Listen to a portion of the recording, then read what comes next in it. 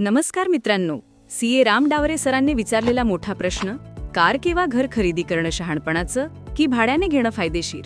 हो, बहुतेक लोकांचं उत्तर असतं माझं स्वतःचं असलं पाहिजे.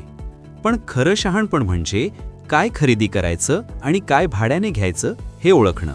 उदाहरणार्थ, कार, EMI, देखभाल, इंधन सगळं धरलं तर महाग.